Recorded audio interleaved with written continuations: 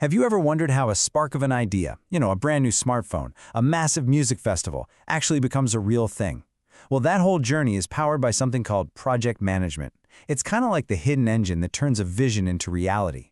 So let's dive in and see exactly how it's done.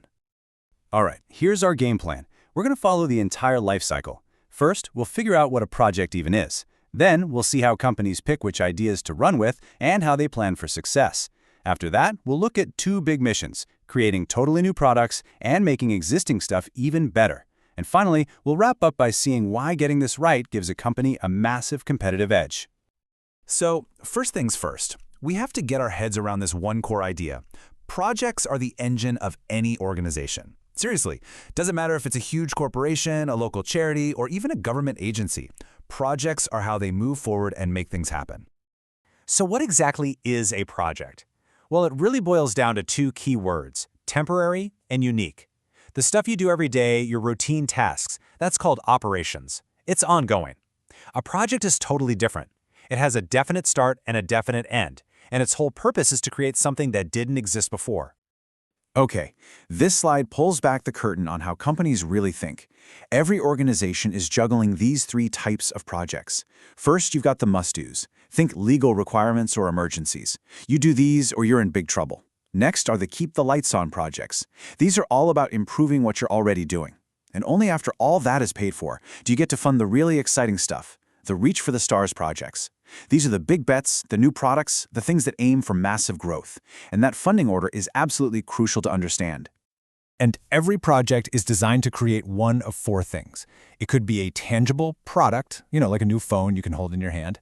It could be a service, like redesigning a hospital's check-in process to make it way faster. It could be an event, like planning a wedding or a huge conference. Or it could just be a specific result, like the final outcome of a big research study. So, think about it. Any organization has a million ideas floating around, but they have limited time, limited money, and a limited number of people. This brings us to probably the single most important question in business. How do you decide which ideas actually get the green light and which ones have to wait? Well, it's definitely not about just picking the coolest sounding idea. It's actually a super rigorous process. First, every single idea has to prove its worth in what's called a business case. The ones that survive that step are then ranked against each other based on things like impact and cost. Then comes the big reality check. Do we actually have the right people to pull this off? It's only the ideas that pass all three of those tests that get the final go from the higher-ups. Okay, so a project gets approved. Now the real work begins, the planning. And this is where the biggest challenge usually pops up. See, it's not just about making a timeline or a budget. The real trick is managing the competing and often conflicting demands of everyone who has a stake in the outcome. Let's use a really simple example that we can all relate to. Your company decides, hey, we're going to get a brand new email system. Seems pretty straightforward, right? But what does everybody really want from it? Let's take a look. First up, the CEO. They're looking at the bottom line, pure and simple. For them, success is all about saving money and being more profitable. Then you've got the manager. They're worried about keeping things running smoothly. They're thinking, wait a minute, we have a decade of important emails in the old system. Their top priority is making sure nothing gets lost in the transition. And of course, there's the IT department. You know what they're worried about? Security. For them, the absolute number one thing is making sure this new system is rock solid and can't be hacked. It's non-negotiable. And finally, what about the actual employees who have to use this thing every single day? They just want it to be easy. Is it simple to figure out? Does it work on all my devices? They just want convenience. So here's the real takeaway. A successful project isn't about making just one of these people happy. It's about finding that perfect, delicate balance between all of their needs. That's the art of it. All right, let's switch gears and talk about one of the riskiest but also one of the most rewarding kinds of projects out there, creating something totally new from scratch. This is the wild world of new product development.